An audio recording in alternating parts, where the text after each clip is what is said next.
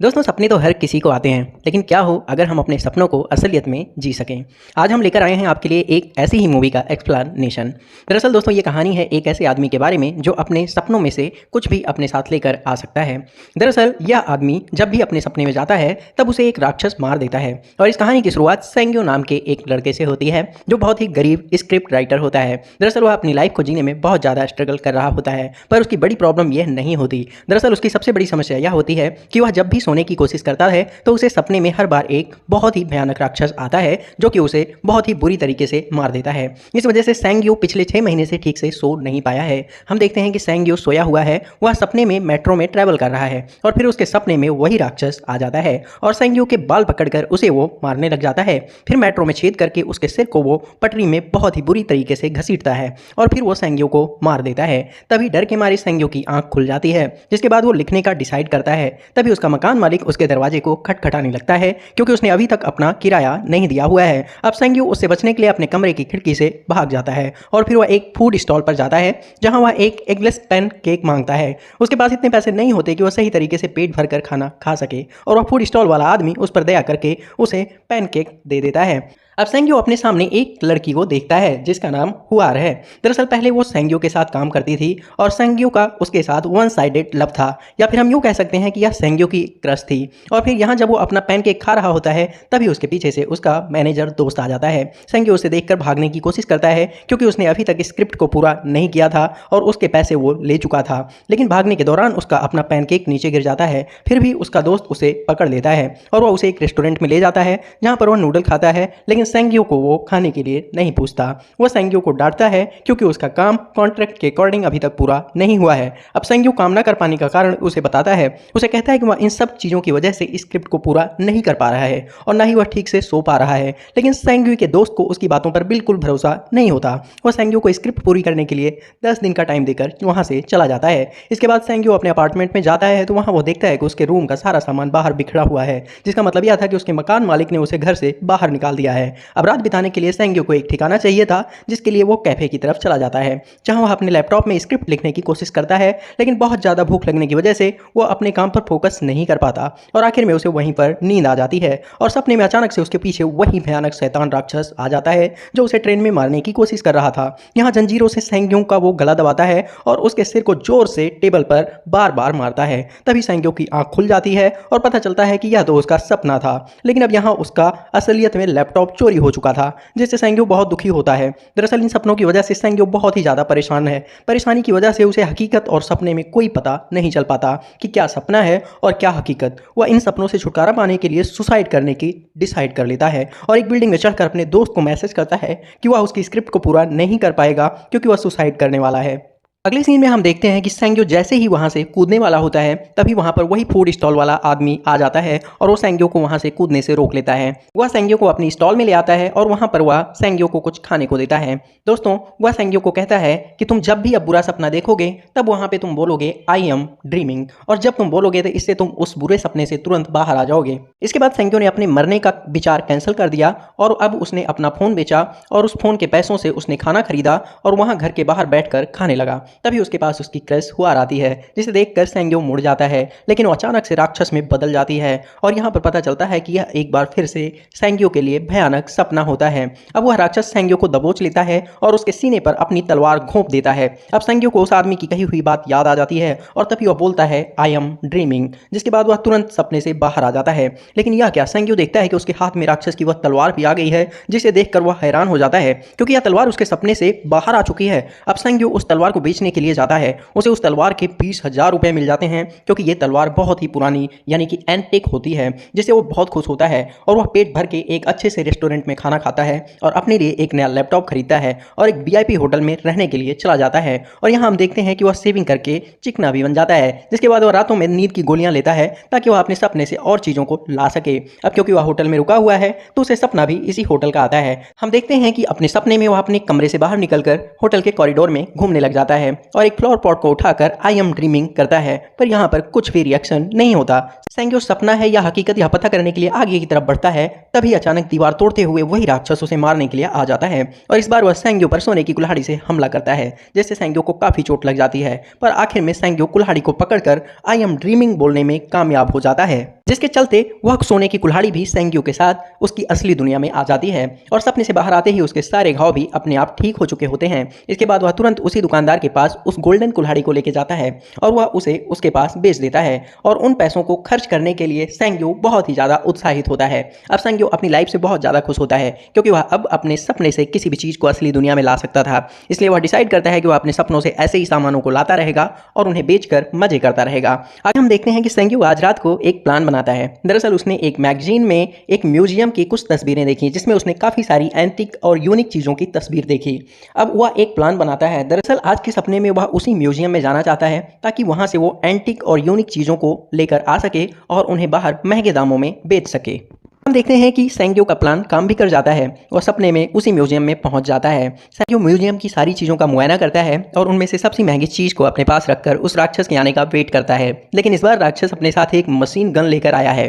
सेंग्यू ने इसके बारे में कभी सोचा भी नहीं था। राक्षस सेंग्यू पर ताबड़तोड़ गोलियां चलाने लगता है। सेंग्यू अपने बचाव के बारे में कुछ समझ पाता है इसके पहले ही वो भयानक राक्षस सेंग्यू को इस बार मार डालता है, जिससे सेंग्यू की नींद खुल जाती है और वह अपने आप को होटल के रूम में पाता है। दरअसल सेंग्यू इस बार बिल्कुल खाली हाथ नहीं आना चाहता था। उसने दोबारा से सपने में जाने का निश्चय किया। उसने जल्दी से दोबारा से नींद की गोलियां खाई और वापस सो गया और हम देखते हैं कि वापस से सेंग्यू उसी सपनों की दुनिया में पहुंच जाता है और इस बार वह एक लंबी छलांग मारकर महंगी चीज़ों को पकड़ता है और वहां से रफू चक्कर हो जाता है और इस बार सपने से बाहर आने के बाद सेंग्यू काफ़ी खुश होता है। दरअसल इस बार सेंग्यू ने काफ़ी एंटिक और यूनिक चीज़ों को वहां से इकट्ठा किया है। वह उन्हें बेचने के लिए एक प्रोफेशनल डीलर के पास जाता है और इस बार इन एंटिक चीज़ों के बदले में सेंग्यू को पूरे $2 मिलियन मिलते हैं। अगले सीन में जब सेंग्यू वहां से बाहर निकल रहा होता है तभी उसका दोस्त उसे वहां पर मिलता है। उसका दोस्त सेंग्यू को देखकर उस पर बहुत गुस्सा करता है क्योंकि उसे लग रहा था कि सेंग्यू मर चुका है, लेकिन अब सेंग्यू उसके सामने जिंदा है। अब सेंग्यू उसे अपने साथ ले जाता है और उसे उसके पैसे वापस देता है जो उसने उसे स्क्रिप्ट लिखने के लिए दिए थे। लेकिन सेंग्यू का दोस्त उसका राज जानना चाहता है कि यह इतनी जल्दी अमीर कैसे बन गया। इसलिए वह सेंग्यू को दारू पिलाता है और उसके टल्ली होने के बाद उसे उसके रूम में सुला देता है और फिर वह सेंग्यू की तलाशी लेता है। लेकिन तभी सेंग्यू अचानक से अपने हाथ में बहुत सारी गोल्ड की चेन को लेकर नींद से अचानक जाग जाता है, जिससे सेंग्यू का दोस्त डर जाता है और अब वह सेंग्यू का राज जान चुका होता है, तो इसलिए वह अब सेंग्यू के साथ ही रहना शुरू कर देता है। अगले दिन सेंग्यू को पता चलता है कि उसकी क्रश हुआर अपना कैफे बेचने वाली है। सेंग्यू वह कैफे खुद खरीद लेता है और वह हुआर से कहता है कि यह कैफे अभी भी उसी का है। अगर उसे इसमें प्रॉफिट हुआ तो वह लोग पैसों को बराबर बराबर बांट लेंगे और अगर उसे लॉस होता है तो सारा का सारा लॉस सेंग्यू का होगा। इसके बाद सेंग्यू और हुआर में नजदीकियां देखने को मिलती हैं। अब वो दोनों भी एक दूसरे से मिलने लग जाते हैं। अगले सीन में हम देखते हैं कि सेंग्यू वापस जब अपने होटल में आता है तो वो फिर से सपनों में जाने की तैयारी में लग जाता है और उसका दोस्त उसकी बॉडी को प्रोटेक्ट करने का काम करता है। सेंग्यू अपने सपने में अब काफ़ी हाई लेवल पर जा चुका है। दरअसल सपनों में जाते जाते सेंग्यू अब जो है एक्सपर्ट हो चुका है। अब उसका अपने सपनों पर पूरा कंट्रोल होता है, यहाँ तक कि अब वह उस भयानक राक्षस से भी लड़ जाया करता है। वह अपने सपनों में मनमानियाँ करता है और वहाँ से बहुत सारी महंगी चीज़ें लाता रहता है। हम देखते हैं कि वह अपने सपने से एक लाल कलर की लग्जरी गाड़ी भी लेकर आता है। एक दिन हम देखते हैं जब सेंग्यू अपने कैफे में बैठा होता है तो उसे वही फूड स्टॉल वाला आदमी दिखाई देता है। तो सेंग्यू उस फूड स्टॉल वाले आदमी के पास एक पैसों का बैग देता है क्योंकि उसने बुरे वक्त में बहुत बार सेंग्यू को फ्री में खाना खिलाया था। अब सेंग्यू ऐसे ही अपने सपनों से चीज़ों को लाते रहता है और बेचते रहता है। लेकिन अब सेंग्यू को अजीब सी चीज़ परेशान करती है। दरअसल उसने नोटिस किया है कि अब जब सेंग्यू अपने सपनों में जाता है तब वो भयानक राक्षस उस पर हमला करने के बजाय एक कोने में मायूस सा बैठा रहता है। इस बार सेंग्यू उसके पास जाता है। उसे उसके कमर पर एक बहुत बड़ी सोने की बेल्ट लगी हुई दिखती है और जब सेंग्यू उसे निकालने की कोशिश करता है तो उसकी उंगलियां मिटने लगती हैं और उसका हाथ जलने लगता है। लेकिन फिर भी सेंग्यू बेल्ट को निकालने की कोशिश करता है और वो उसे उखाड़ कर अपने साथ बाहर रियल दुनिया में लेकर आता है। पर सेंग्यू जब राक्षस की बेल्ट को उखाड़ रहा था तो उस राक्षस ने सेंग्यू के चेस्ट पर अपनी उंगली से कुछ निशान बना दिए थे, लेकिन सेंग्यू ने उस पर ध्यान नहीं दिया और फिर जब वह अपने घर पर होता है तो अचानक से एक तलवार उसकी चेस्ट पर आकर लगती है।